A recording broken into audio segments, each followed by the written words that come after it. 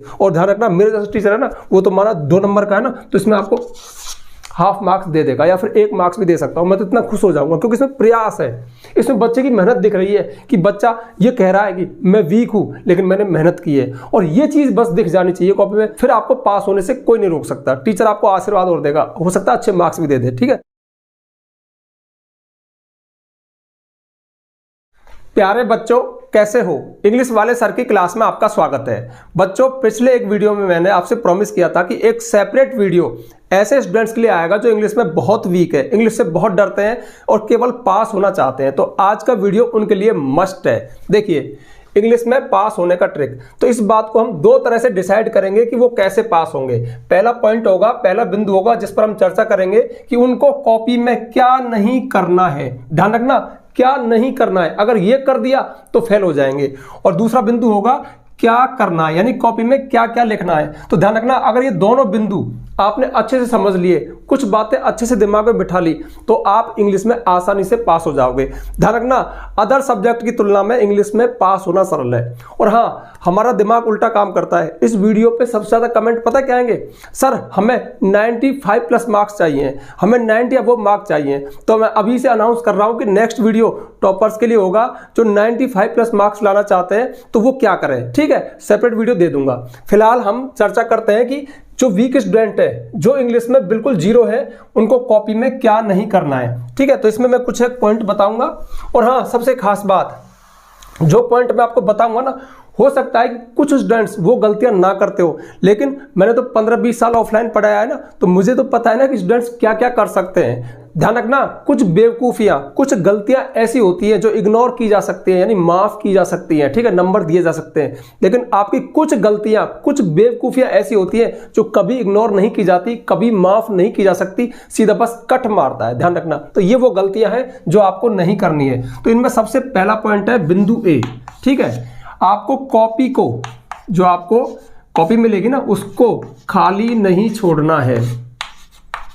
ठीक है, अब आप में से बहुत से ये कह सकते हैं कि नहीं सर हम तो खाली नहीं छोड़ते हैं, लेकिन ध्यान रखना, बहुत सारे स्टूडेंट्स, वीक स्टूडेंट्स इंग्लिश से इतना डरते हैं, मतलब वो समझते हैं कि शायद मैं इंग्लिश लिखूंगा तो करंट लगेगा। क्यों? क्योंकि मैं गलत लिखूंगा। लेकिन ऐसा नहीं है, कोई करंट नहीं मारता। आप कॉपी खाली मत छोड़ना। ध्यान रखना, खाली कॉपी में टीचर तो क्या, भगवान भी नंबर नहीं दे सकते, तो इसलिए कॉपी को खाली नहीं छोड़ना है। अब इसके अंदर क्या लिखना है, क्या भरना है, ये मैं आपको नेक्स्ट बिंदु पे बताऊंगा, लेकिन इस बात का ध्यान रखना, कॉपी को खाली नहीं छोड़ना है। ठीक है, नंबर 2 बी में देखना है, एक नई भाषा नहीं लिखनी है। अभी आप चक्कर में पड़ गए होंगे कि नई भाषा कहां से आ गई। हाँ, लिखते हैं। देखिए, मरता क्या ना करता, बहुत सारे बच्चे, बहुत सारे स्टूडेंट्स इतने वीक होते हैं, वो टीचर को चकमा देने के लिए एक नई भाषा बना देते हैं। यानी क्या करते हैं, मतलब वो देखो, चूंकि कॉपी खाली नहीं छोड़नी है तो मोस्ट ऑफ स्टूडेंट्स खाली नहीं छोड़ते, फिर पता क्या करते हैं, वो आंसर आता नहीं तो फिर वो एक नई भाषा लिख देते हैं। जैसे एग्जाम्पल के लिए वो लिखेंगे AKPTU, मतलब अब AKPTU ये कोई वर्ड इंग्लिश में नहीं होता, किसी लैंग्वेज में नहीं होता, तो वो ऐसे ही ऐसे वर्ड लिखते चले जाते हैं। यकीन करना, हो सकता है कि आप ना लिखते हो, लेकिन स्टूडेंट्स लिखते हैं, और जो ऐसा लिखते हैं वो फंसते हैं, वो फेल हो जाते हैं साफ साफ। जैसे सेंटेंस लिख रहे हैं तो उनका एक वर्ड ये है, अब इंग्लिश डिक्शनरी में ऐसा कोई वर्ड नहीं है। जैसे वो लिखेंगे NIU, ठीक है, ऐसा कोई वर्ड नहीं है, कोई स्पेलिंग नहीं है, और बस ऐसे ऐसे वर्ड से पूरी कॉपी भर देते हैं। ठीक है, टीचर बस एक नजर डालता है और ऐसे काट देता है। ठीक है, इसके अलावा अब जिस बच्चे ने कॉपी में ऐसा कर दिया, उसको बाई चांस नकल करके या कहीं से कैसे भी रट के एक आध आंसर उसका सही भी लिख गया ना, टीचर उसको भी काट देगा। क्यों? टीचर को पता है कि अगर ये ऐसा कर रहा है, इसका मतलब ये बिल्कुल जीरो है, शून्य है, नगण्य है, ये कुछ नहीं जानता, और उसका जो सही है ना, उसमें मान लो नंबर दे भी दिया तो क्या फर्क पड़ जाएगा। कहने का मतलब है ये बहुत बड़ी मिस्टेक है, ये आपको कॉपी में नहीं करके आनी है, भले ही आपको इंग्लिश नहीं आती हो। ठीक है, अब तीसरा पॉइंट देखते हैं। तीसरा पॉइंट है हमारा, आंसर में क्वेश्चन को नहीं लिखना है। अब हो सकता है कि आप में से बहुत से लोगों को सुनकर के हंसी आ रही होगी, लेकिन वास्तव में स्टूडेंट्स ऐसा करते हैं। मैंने फिर कहा ना, मरता क्या ना करता, जब कुछ नहीं आता तो फिर कुछ भी करते हैं, और जब कुछ भी करते हैं ना तो वो ऐसी बेवकूफियां हो जाती है जिनको माफ नहीं किया जा सकता। टीचर देखते ही बस फेल ही करेगा और कुछ नहीं करेगा। तो आंसर में क्वेश्चन को नहीं लिखना है। देखिए, मैंने ये देखा है, जो मैंने देखा है मैं वही बात आपको बता रहा हूँ कि कौन से स्टूडेंट्स फेल होते हैं। जैसे देखिए, क्वेश्चन आया पेपर में, जैसे why did Bholi refuse to Mary Bishambar.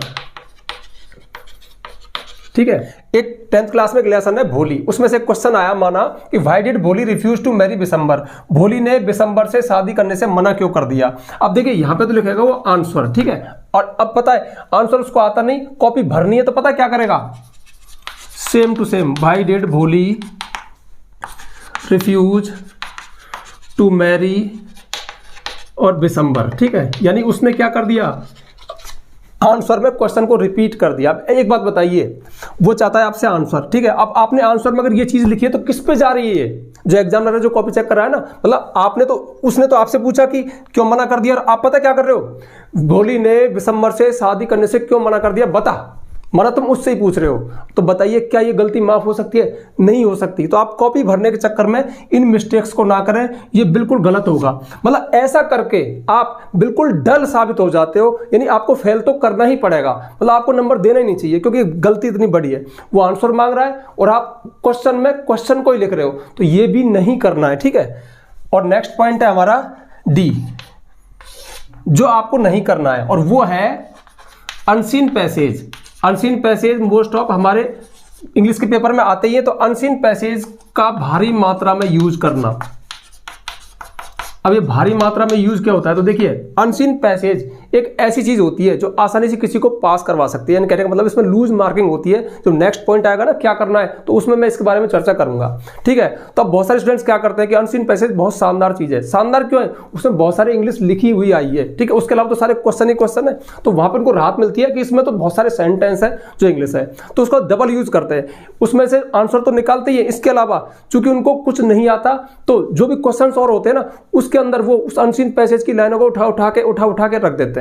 तो एक बात बताइए, टीचर अंधा है क्या, बिल्कुल पढ़ता नहीं है क्या, वो देखता है भाई। जैसे माना, देखिए एग्जांपल के लिए यही है, why did Bholi refuse to Mary Bishambar, ठीक है। अब क्वेश्चन में आपने क्वेश्चन नहीं लिखा, लेकिन अनसीन पैसेज बहुत बड़ा विकल्प आपके सामने होता है, सच में होता है, बच्चे ऐसा करते हैं, इसलिए मैं बोल रहा हूं। तो बताओ क्या करेगा, अब इसके आंसर में वो यहां अनसीन पैसेज में से निकल रहा है। अब माना अनसीन पैसेज महात्मा गांधी के ऊपर था, ठीक है, महात्मा गांधी की बायोग्राफी थी उसमें। अब ये क्वेश्चन है और वो पता लिख रहा है इसमें अनसीन पैसेज में से, Mahatma Gandhi was born in 1969 in Gujarat, ठीक है। उसने ये लिखा कि महात्मा गांधी का जन्म, क्वेश्चन है कि भोली ने बिशंबर से शादी करने से क्यों मना कर दिया, और उसने आंसर दिया है महात्मा गांधी का जन्म 1969 में गुजरात में हुआ था। तो बताइए क्या है, आपको भी हंसी आ रही होगी, ठीक है, लेकिन जो टीचर है वो अपने बाल नोच रहा है कि यार ये क्या है, मतलब इसमें मार्क्स कैसे दूं, पूछा कुछ है आप लिख कुछ रहे हो। तो ध्यान रखना, ये गलती कभी माफ नहीं होती है, ये ऐसी शरारत है, ऐसी बेवकूफ़ी है, ऐसी मिस्टेक है जिसमें कभी मार्क्स नहीं आ सकते। हो सकता है आपको लगता हो कि मैं तो लिख के आ गया, आप टीचर को बेवकूफ़ नहीं बना सकते, आप कुछ भी कर सकते हो, वो बेवकूफ़ नहीं बनेगा। हाँ, वो आपको मार्क्स दे सकता है, लेकिन उसके लिए कुछ तरीके हैं, अगर वो आप वो करते हो तो आपको मार्क्स देता है। इसके अलावा एक पॉइंट और है बहुत अच्छा, यह भी याद आ गया मुझको। देखिए, आपकी अचानक लाइट ना छोड़ जाए। अब आपको ये समझ में आ रहा होगा लाइट क्या होती है, लेकिन छोड़ जाती है, पता है। बहुत सारे वीक स्टूडेंट, मैं उनको अच्छी तरह तोते की तरह रटा देता हूँ, भैया कंपोजिशन करना, अनसीन पैसेज करना, लेटर का फॉर्मेट अच्छे से रट लेना, मतलब कि सबसे पहले डेट आएगी, उसके बाद माय डियर आएगा, उसके बाद ये फिक्स लाइन है, ठीक है, एंड कैसे होगा, योर्स लविंग वगैरह सब कुछ बताता हूँ। लेकिन बच्चे इतने जिद्दी होते हैं, माना उन्होंने हट कर रखी है कि तुम हमें पास करवा के दिखा दो। अच्छा, लेटर लिखने को कहा है, ठीक है, मैं भी देखता हूँ कैसे लिखता हूँ। पता है क्या करेगा, शुरू में डेट वगैरह लिख दी, माय डियर फादर, और एक लाइन लिख के, और फिर लाइट गई। ये लाइट का मतलब है लाइट गई मतलब आगे कुछ लिखेगा नहीं, पूरा पेज खाली है। और जो टीचर है, जो एग्जामिनर है, जैसा मेरी बात बताऊं, अब मेरी क्लास के बच्चे मुझे खूब पता थे कि भाई ये वीक है, ये फेल होने वाला, ये पास है, ये टॉपर है, ठीक है। अब जो वीक आया तो मैं सोच रहा हूं लेटर वेटर लिख दिया होगा तो मैं पास कर दूं इसको, लेटर आया, ठीक है, मैं बड़ा खुश हुआ कि मार्क्स दे दूं। अब लेटर शुरू कर दिया और जैसे अपना एड्रेस वगैरह लिख दिया, माय डियर फादर शुरू कर दिया, और फिर खाली, लाइट गई, पेज पूरा खाली और छोड़ा है, ये दिखाने के लिए देख मैंने खाली छोड़ रखा है। अगला आंसर अगले पेज में दिया है, वो खाली छोड़ के मुझे दिखाया है। तो बताओ उसको कैसे मार्क्स दिए जाएं। कहने का मतलब है आपकी अचानक से लाइट ना छोड़ जाए, कब, काम की चीजों में जहां से तुम पास हो गए। जो अगले बिंदु है आपको क्या करना है, उनमें वो चीजें बताऊंगा, ठीक है। अब बढ़ते हैं कि आपको क्या करना है। और चलिए अब उस बिंदु पर चर्चा करते हैं जिसका आपको बेसब्री से इंतजार है कि आपको क्या करना है। तो समझ लीजिए, आपको अनसीन पैसेज सॉल्व करने हैं, जरूर करने हैं, बट किस तरह से ये मैं आपको बताऊंगा। इसके अलावा आपको कंपोजिशन पार्ट कैसे करना है, सारी चीजें एक एक करके डिटेल में बताऊंगा। लेकिन उससे पहले कुछ खास टिप्स, ये ऐसी कुछ खास टिप्स हैं जो आपको दिमाग में रखनी चाहिए। देखिए, मेरा एक स्वभाव है, जब मैं आपको अनसीन पैसेज बताता और चीजें बताता तो भूल जाता, हो सकता है मैं भूल जाता, इसलिए मैंने पहले ही लिख दिया। इनको विशेष ध्यान रखना, मतलब इन पे आप थोड़ा काम करना। तो पहली टिप्स है हैंड राइटिंग। अच्छा, ये टिप्स क्या है, देखो, जो इंटेलिजेंट स्टूडेंट होता है ना, उसकी हर चीज इंटेलिजेंट होती है, उसकी हैंड राइटिंग भी अच्छी होती है, वो आंसर देना जानता है। तो आप कम से कम इंटेलिजेंट नहीं हो तो उसकी कुछ बातों में तो नकल कर सकते हो ना। तो अगर आप इन चीजों पे काम करोगे तो आपको धक्का लगने में यानी पास होने में बहुत हेल्प मिलेगी। Number 1, hand writing. देखिए, मैंने देखा है कि जो वीक स्टूडेंट है ना, वो हर चीज में वीक होते हैं, मोस्ट ऑफ उनकी हैंड राइटिंग भी खराब होती है। तो थोड़ा हैंड राइटिंग पे वर्क कर लेना। अब हालांकि हैंड राइटिंग एक ऐसी चीज है जो रातों रात नहीं सुधर सकती, लेकिन कुछ काम करके हम इसको बेहतर बना सकते हैं। इस पर मैंने सेपरेट वीडियो बनाया है, उसका लिंक मैं आपको दे दूंगा। देखिए, मोटा मोटा मैं आपको बता दूं, हैंड राइटिंग का मतलब है कि आप जो लिख रहे हो ना, वो उसको समझ में आ जाना चाहिए। तो जो आपके लेटर से जो अक्षर है ना, वो बहुत बड़े बड़े ना हो, वो बहुत छोटे ना हो, और आपके जो वर्ड्स है वो फैले हुए ना हो, यानी वर्ड्स आपके बंधे हुए होने चाहिए। और अगले वर्ड, एक वर्ड और अगले वर्ड के बीच में गैप होना चाहिए। उनकी साइज ऐसी मीडियम हो कि वो सामने वाला पढ़ ले। यानी आप ऐसा ना करें कि देखो, जैसे ये है,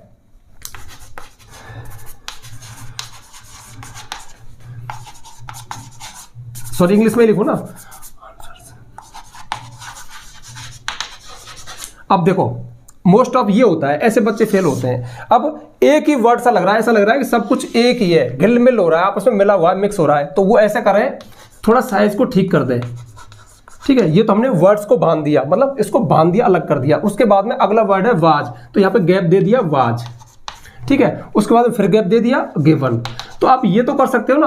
अब आपके जो लेटर्स की शेप है ना, वो आपसे नहीं बदलेगी क्योंकि तो बचपन से बिगड़ गई, लेकिन आप कम से कम इनको ऐसे साफ साफ लिख सकते हो ताकि वो पढ़ ले। तो ये आपको करना है, मतलब इन बातों पे ध्यान करना है। और ज्यादा देखना है तो वीडियो जाके आप देख लेना। दूसरा है आंसर्स के बीच में 2 लाइन छोड़ना, 2 लाइन का गैप होना चाहिए। जैसे माना आपने कोई आंसर दिया, आपका आंसर खत्म हो गया, तो जब नेक्स्ट आंसर दो ना, तो 2 या 3 लाइन, मतलब 2 से कम नहीं होनी चाहिए, 3 भी दे सकते हो, तो वो साफ साफ नजर आएगा। ऐसा मत करना मिक्स कर दिया, मतलब कहाँ 9वां खत्म हुआ 10वां कहाँ शुरू हो गया पता ही नहीं चल रहा है। तो ध्यान रखना, आंसर्स के बीच में गैप देना है, हैंड राइटिंग पे काम करना है। और तीसरा, कट नहीं मारने। कट का मतलब है कि जो वीक स्टूडेंट है ना, हालांकि उसके सेंटेंस पहले ही गलत है, लेकिन भयभीत और है, तो पता है थोड़ा भी लिखता है, फिर लगातार कट मार रहा है, कट मार रहा है। कट पे तो मैंने बहुत सारी बातें बताई है। कट मारने का मतलब है खुद ही एक्सेप्ट करना कि मेरा गलत है, मैं स्वीकार कर रहा हूं कि मेरा गलत है, मैंने बहुत सारी गलतियां की है, हे प्रभु आप मेरे नंबर उड़ा दीजिए, काट लीजिए, आसानी से काट लीजिए। तो ध्यान रखना, आपको हाँ एक आध कट चल जाता है, वो भी इंटेलिजेंट का, आपको तो गलती से भी कट नहीं मारना है। क्योंकि अगर कट मारने बैठोगे ना तो आपकी पूरी कॉपी में कट होंगे, क्योंकि आप वीक हो। और ये आपकी कमी नहीं है, अरे कमी तो खैर तुम्हारी है, तुम इंग्लिश से सिर्फ डरते हो, कभी इसका मुकाबला नहीं करते हो। अगर मुकाबला करने बैठोगे ना तो ये सरेंडर हो जाएगी, ये उतनी भी कठिन नहीं है। बट आपने तो बस एक डर बिठा रखा है, इससे दूर भागते हो। ठीक है, तो ध्यान रखना, कट कम से कम मारने। आप इस तरह से कट नहीं मारोगे क्योंकि आपकी हैंड राइटिंग भी लगभग खराब होती है, उसमें आप कॉपी को और भद्दा बना देते हो ये कट लगा करके। तो कम से कम कट लगा की कोशिश करना। ठीक है, ये कुछ खास टिप्स थे। अब चर्चा करते हैं कि अनसीन पैसेज कैसे करें। तो देखिए, अब ये चर्चा बहुत गंभीर होने वाली है, थोड़ा ध्यान से समझना मेरी बात को। देखिए, इंग्लिश सब्जेक्ट ऐसा है कि इसमें थोड़ी पोल है। पोल का मतलब है इसमें एक पतली गली है जिससे निकलकर कोई स्टूडेंट पास हो सकता है। और वो पतली गलियां, जैसे मैंने अक्सर कई वीडियोस में बताया कि हमारे इंग्लिश के पेपर में मोस्ट ऑफ 4 पार्ट होते हैं। एक ग्रामर पार्ट होता है, एक कंपोजिशन पार्ट होता है, कंपोजिशन मतलब letter application, report writing, paragraph वगैरह। एक होता है क्वेश्चन आंसर, मतलब बुक में से क्वेश्चन आंसर पूछे जाते हैं। और एक होते हैं अनसीन पैसेज। अब बोर्ड कोई भी हो, 10th क्लास हो, 12th क्लास हो, लगभग यही स्कीम होती है, थोड़ा बहुत ऊपर नीचे हो सकता है। तो देखिए, आपको क्या करना है कि सबसे पहले, अब आपका अनसीन पैसेज भले ही किसी भी सेक्शन में आया हो, हाँ कई बोर्ड में 2 अनसीन पैसेज भी आते हैं, ठीक है, कई में 1 आता है, या फिर कई बार ऐसा होता है कि एक अनसीन पैसेज आएगा आंसर निकालने के लिए, और एक अनसीन पैसेज में से वो नोट मेकिंग और समरी निकलवाएगा, मतलब समरी करवाएगा। ठीक है, तो 2 हो गए। तो आपको क्या करना है कि जो अनसीन पैसेज वाले क्वेश्चन है ना, वो सबसे पहले हल करने हैं। अब अनसीन पैसेज को हल करते समय आपको क्या क्या सावधानी बरतनी चाहिए, इस पर मैंने इसी चैनल पे अनसीन पैसेज कैसे सॉल्व करें पे एक वीडियो बना रखा है, उसका लिंक भी मैं दे दूंगा, उसको भी आप सर्च करके देख लेना, तलाश कर लेना, प्लेलिस्ट में भी आपको मिल जाएगा। फिलहाल मैं आपको मोटा मोटा बता दूं। देखिए, अनसीन पैसेज माना ये आपका अनसीन पैसेज है, ठीक है,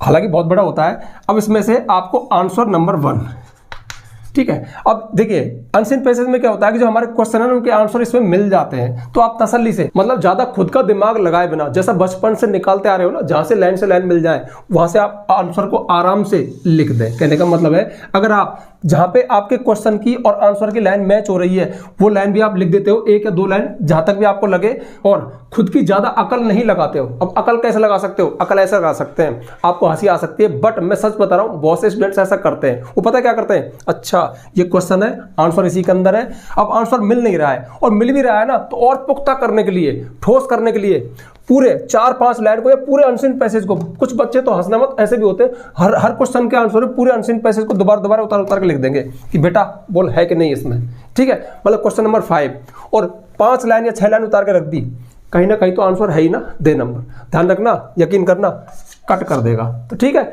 आंसर 1 या 2 लाइन के होते हैं, मतलब जहां पे है आंसर वहीं से लो। अच्छा ऐसा करके भी आप, माना उसमें से 6 क्वेश्चन आए ना, 6 में से मेरा पर्सनल एक्सपीरियंस है कि 3 या 4 क्वेश्चन ऐसे होते हैं जो आप लाइन से लाइन मिलाने पर जहां पे मैच हो रहा है ना वहां से उतार भी देते हो ना, फिर भी आपके करेक्ट हो जाते हैं। लेकिन 2-3 क्वेश्चन ऐसे होते हैं जिनमें आंसर या तो ऊपर होता है या नीचे होता है, या खुद के दिमाग से निकालना पड़ता है, खुद के वर्ड में देना पड़ता है, लगभग इसका ये रेशो होता है। तो अगर आप हर क्वेश्चन की मैचिंग भी कर देते हो ना तो आपको 3 या 4 नंबर मिल जाते हैं। और जहां तक मेरा एक्सपीरियंस है ना तो अनसीन पैसेज में लूज मार्किंग होती है, टीचर मोस्ट ऑफ मार्क्स दे ही देते हैं, ठीक है। बट खास बात क्या है, ये आंसर नंबर 1 खत्म हो गया ना, उसके बाद 2 लाइन का गैप और आंसर नंबर 2, ठीक है। साफ साफ कट नहीं मारना है, हैंडराइटिंग को ठीक रखना है, शब्दों को बांध कर रखना है, साफ साफ अलग अलग दिखाना है, ठीक है। इन बातों को ध्यान करके अगर आप अनसीन पैसेज कर देते हो तो आपको मार्क्स मिल जाएंगे। रही लास्ट वाले क्वेश्चन की बात, उसका आंसर इस दुनिया के किसी टीचर के पास नहीं है। Find the word from passage which mean, या फिर सिनोनिम एंटोनिम पूछता है ना, वो वोकेबुलरी पे आधारित होता है, उसमें एक इंटेलिजेंट स्टूडेंट भी मात खा सकता है, आपकी तो औकात क्या है, ठीक है। तो इस तरह से आपको अनसीन पैसेज सबसे पहले करने हैं, सबसे पहले, फिर से रिपीट कर रहा हूं, ध्यान देना इस बात में, सबसे पहले करने, ठीक है। उसके बाद आपको कौन सा क्वेश्चन करना है, उसके बाद आपको करना है, ये मैं हटा देता हूं, कंपोजिशन पार्ट। देखिए कंपोजिशन पार्ट को हम राइटिंग पार्ट भी कहते हैं, ठीक है। हमारे पेपर में एक पार्ट ऐसा होता है जिसमें कुछ चीजें लिखवाता है, जैसे नंबर 2 पे हो गया कंपोजिशन पार्ट, यही आपको अवश्य रूप से करना है। कंपोजिशन को हम राइटिंग पार्ट भी कहते हैं। इसमें कुछ क्वेश्चन ऐसे होते हैं जैसे लेटर है, एप्लीकेशन है, रिपोर्ट राइटिंग है, आर्टिकल है, स्पीच है, या फिर पैराग्राफ राइटिंग है, शॉर्ट पैराग्राफ, बड़े पैराग्राफ, कुछ भी हो, ठीक है। आप समझ गए होंगे क्या चीज़ है, ठीक है।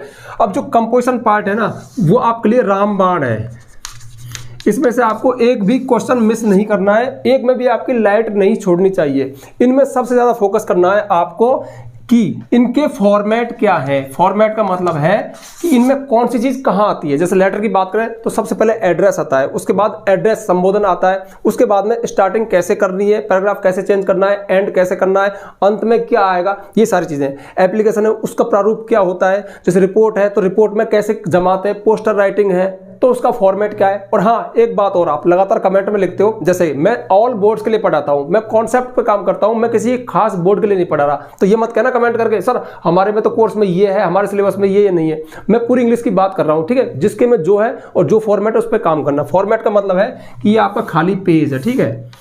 अब इसमें आप लेटर लिख रहे हो तो ठीक है, लेटर, ये हो गया लेटर। अब लेटर में कौन सी चीज कहां कैसे कैसे आती है, इस पे आपको काम करना है। और साफ साफ बोलूं, क्यों झूठ बोल बात है यार, टीचर हूं, ठीक है, कोई टीचर देख रहा होगा तो मेरी टांग खींचेगा।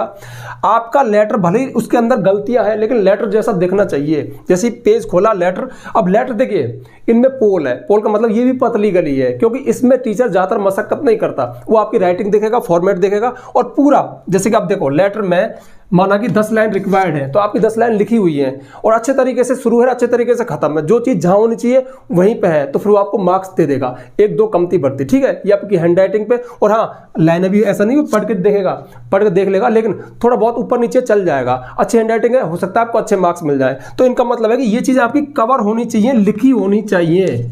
अब इनमें अगर आप जैसे इनमें कटौती कर देते हो कि नहीं मैं तो लेटर नहीं लिखूंगा, मैं पैराग्राफ नहीं लिखूंगा, मैं रिपोर्ट नहीं लिखूंगा, तो ध्यान रखना इनकी भरपाई आपकी कॉपी में और किसी चीज से नहीं हो सकती, क्योंकि क्वेश्चन आंसर आप वीक वैसे ही हो, आपको याद नहीं होते, वो आपके गलत है, या फिर ग्रामर पार्ट वो आपका गलत है, तो वहां से मार्क्स नहीं मिलेंगे। यहां से गलत होने पर भी मार्क्स मिल सकते हैं, मिल जाते हैं, इस बात का ध्यान रखना।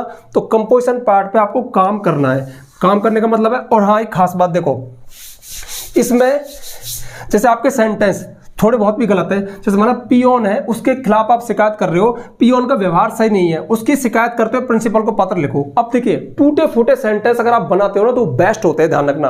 हम क्या करते हैं, हम पूरी साल यार मोस्ट क्या आएगा नकल कर लें, मतलब साफ बिल्कुल लिखेंगे तो करेक्ट लिखेंगे। अरे ध्यान रखना, जो टीचर है ना, जो एग्जामिनर है ना, वो बहुत साल से कॉपी चेक कर रहा है, उसके पास तुमसे 10 गुना ज्यादा दिमाग है। वो आपकी कॉपी में, तुम तो कॉपी की बात करते हो, उसकी शुरुआत में एक सेंटेंस को पढ़ करके ही आपको जज कर लेता है कि आप कितना इंग्लिश सीखे हो, और उसी आधार पर मार्किंग होती है। लेकिन हम पूरी कॉपी में चालाक बनने की कोशिश करते हैं, कहीं से कुछ मिल जाए, जुगाड़ मिल जाए, मोस्ट मिल जाए। कई वीडियोस में इस बात को बता चुका हूं। इसलिए ईमानदार रहो, ईमानदारी से सेंटेंस लिखो। आपके ईमानदारी से लिखे गए सेंटेंस आधे अधूरे भी सही है गलत है ना, बहुत अच्छे मार्क्स देगा। जैसे देखिए आप लिख रहे हो आवर पियोन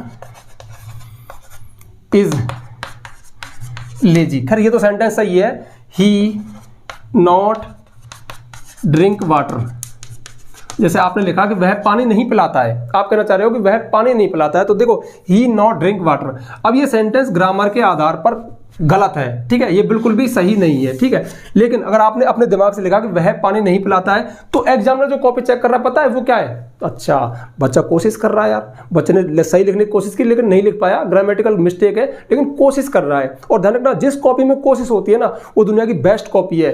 अरे आपसे इंग्लिश का पेपर ले क्यों रहे यार वो, ताकि आपकी इंग्लिश को चेक कर सके भाई इंग्लिश में आप लिखना पढ़ना सीखे या नहीं सीखे, ठीक है। थोड़ा सा कि आप सेंटेंस बना सकते हो और पढ़ सकते हो। पढ़ना चेक करने के लिए उसने अनसीन पैसे दे दिए, आपका लिखना चेक करने के लिए उसने ये कंपोजिशन पार्ट दे दिया। अब इसमें थोड़ी बहुत मिस्टेक तो चलती है यार। एक बात बताओ, 10th क्लास का 12th क्लास का बच्चे से कैसे उम्मीद की जा सकती है कि 100% सही इंग्लिश सीख जाए, है नहीं हो सकता ना। तो फिर ध्यान रखना गलतियां चलेंगी, लेकिन ईमानदारी वाले प्रयास होने चाहिए। और हाँ, सबसे मेन बात है कि जो वर्ड लिमिट है ना, वर्ड लिमिट फिर भूल जाता, वर्ड लिमिट का विशेष ध्यान रखना। इस टीचर को आप पे बिल्कुल दया नहीं आएगी कि आप कमजोर हो, आप होशियार हो, आप क्या हो। अगर लेटर में उसे 100 वर्ड चाहिए तो 100 वर्ड की पूर्ति आपको करनी पड़ेगी, भले आप लाइन को रिपीट करो, कुछ भी करो, मुझे नहीं पता, लेकिन नहीं करना क्या, अनसीन पैसेज को उठा के मत लाना, ठीक है। हाँ, आपके सेंटेंस थोड़े बहुत गलत चलेंगे, थोड़ा इमेजिनेशन का यूज करो और कैसे भी करके कवर करो, लेकिन 10 लाइन आपको लिखनी है। तो जिस क्वेश्चन का आंसर जितने में रिक्वायर्ड है, जो वर्ड लिमिट है, उस तक पहुंचो अच्छी राइटिंग में, बिना कट किए हुए। अब थोड़े प्रयास तो आपको करने पड़ेंगे यार, सफेद झूठ तो नहीं चलेगा ना, ठीक है, इस बात का ध्यान रखना। तो ये जो कंपोजिशन पार्ट है, ये आपको ईमानदारी से वर्ड लिमिट का ध्यान रखते हुए अच्छी हैंडराइटिंग में, अच्छे फॉर्मेट में कवर करना है। और एक खास बात, आपका लेटर है ना,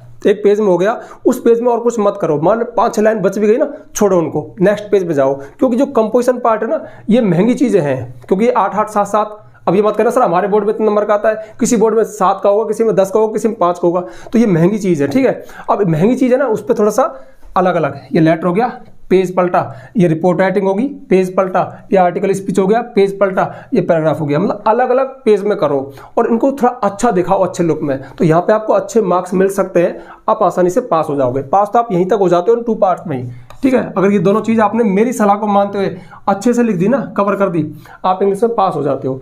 अब बढ़ते थोड़ा सा आगे कि बुक को कैसे सॉल्व करें, क्योंकि बुक से आपको डर लगता है, आपका आंसर होता नहीं, लेकिन उसमें भी हम कुछ कर सकते हैं। और चलिए अब देखते हैं कि जो वीक स्टूडेंट है उनको बुक और पोएम के क्वेश्चन आंसर के साथ क्या करना है और ग्रामर के साथ क्या करना है। तो देखिए खास बात, हाँ अभी मैं सोच रहा था कि बहुत सारे, देखिए ऐसा तो है नहीं कि हर स्टूडेंट बिल्कुल वीक हो, बिल्कुल फेल होने वाला हो, तो मीडियम में बहुत सारे होते हैं। अब जो थोड़े थोड़े मीडियम में हो गए ना, कोई 50% का हो, कोई 60 का, कोई 70 का, उनको बहुत सारी चीज़ें बहुत अजीब लग रही होंगी, क्योंकि थोड़े हाथ पैर तो भी मारते हैं, थोड़े से इंटेलिजेंट भी होते हैं, किसी चीज़ पे उनकी पकड़ अच्छी होती है, हो सकता है किसी ग्रामर पार्ट ठीक हो, भले ही वो औसत हो।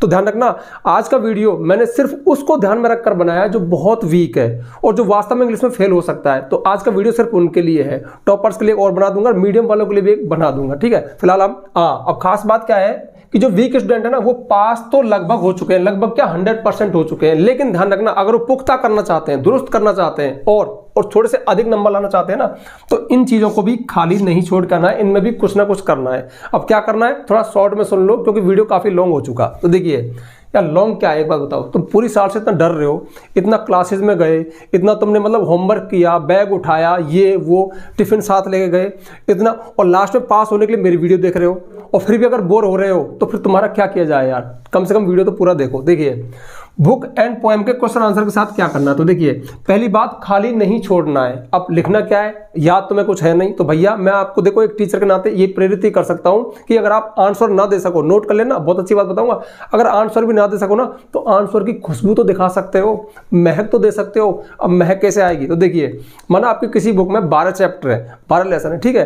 अब 12 लेसन में से आप एक एक क्वेश्चन तो याद कर सकते हो। अब वो आए ना आए, अगर उस चैप्टर में से आ गया ना तो आपने माना वो भी लिख दिया तो खुशबू से आ गई, ऐसा लगेगा हाँ कुछ तो लिखा है, बजाय खाली छोड़ने के और बजाय गलत लिखने के, बजाय अनसीन पैसेज को उसके अंदर डालने से, वो बेटर है। इसके अलावा आप चाहो ना तो जो पार्ट है, जो लेसन है, उसकी हिंदी पढ़ सकते हो, हिंदी समरी दिमाग में है। और जो टूटी फूटी इंग्लिश तुमसे आती है, तुम भले ग्रामर का बिल्कुल यूज मत करो, तुम वर्ड से वर्ड जोड़ दो। जैसे तुम लिख सकते हो भोली, ठीक है, भोली, और उसके बाद पॉक मार्क्स, जैसे ये अच्छा वर्ड है, इनको याद कर लो, इनमें मार्क्स आते हैं, सॉरी इनमें नंबर आएंगे, क्योंकि ये वो वर्ड है जिनमें उस लेसन की, उस पार्ट की जान है। कहने का मतलब है उसके केंद्रीय सेंट्रल आइडिया से रिलेटेड वर्ड है ये। तो भोली, पॉक्स मार्क्स, नॉट स्पीक, ठीक है, बिसंबर,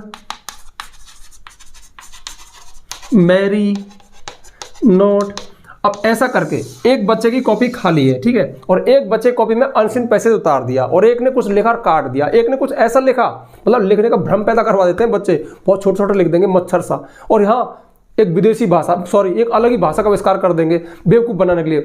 उन सब की बजाय अगर आप ये लिखते हो Bholi, pock marks, not speak, दिसंबर, मैरी, नोट, और भी कुछ एक वर्ड जो आपके याद है, ठीक है, वो लिख देते हो, बहुत बेटर है उस चीज़ से। और ध्यान रखना, मेरे जैसे टीचर है ना, वो तो हमारा 2 नंबर का है ना, तो इसमें आपको हाफ मार्क्स दे देगा या फिर 1 मार्क्स भी दे सकता हूं, मैं तो इतना खुश हो जाऊंगा, क्योंकि इसमें प्रयास है, इसमें बच्चे की मेहनत दिख रही है कि बच्चा ये कह रहा है कि मैं वीक हूं लेकिन मैंने मेहनत की है, और ये चीज बस दिख जानी चाहिए कॉपी में, फिर आपको पास होने से कोई नहीं रोक सकता। टीचर आपको आशीर्वाद और देगा, हो सकता है अच्छे मार्क्स भी दे दे, ठीक है। तो ये किया करो, कहने का मतलब है कि आपको थोड़े प्रयास करने, थोड़ा लिखने की प्रैक्टिस करनी है, समरी दिमाग में रखनी है, टूटे फूटे वर्ड में लिखना है, या फिर उस पार्ट में से माना उसमें 10 क्वेश्चन है तो 2-3 को तो याद कर सकते हो ना। अरे यार एक बात बताओ, जैसे 12 चैप्टर है, उनमें से 5-4 जो आपको सरल लगते हैं उनको तो याद कर सकते हो यार, खाली मत छोड़ना, कुछ ना कुछ लिख देना। कहने का मतलब है यहां से भी आपको नंबर लेने हैं, ठीक है, खाली नहीं छोड़ना है, जितना कर सकते हो करना है।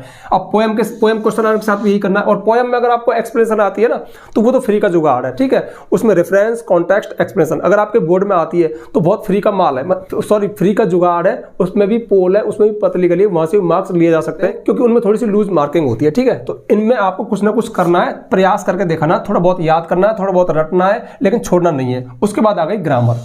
अब ग्रामर एक ऐसी चीज है भैया, इसमें मैं कुछ नहीं कर सकता, तुम तो कर सकते हो यार, थोड़ी सी मेहनत कर लो ना। माना आपके बोर्ड में 5 टॉपिक है, अब 5 में से मॉडल्स है, तो कौन कौन से खास खास मॉडल्स हैं, उनकी ट्रिक कुछ तो याद कर सकते हो, तो यहाँ पे भी आप नंबर गेन कर सकते हो। हालांकि मैं इस चीज़ पे ज़्यादा नहीं बोल सकता, क्योंकि ग्रामर एक ऐसी चीज़ है जहाँ से किसी स्टूडेंट का 100% आकलन हो जाता है कि उसमें कितना माइंड है, उसने कितनी मेहनत की है, वो इंग्लिश को कितना जानता है, ठीक है।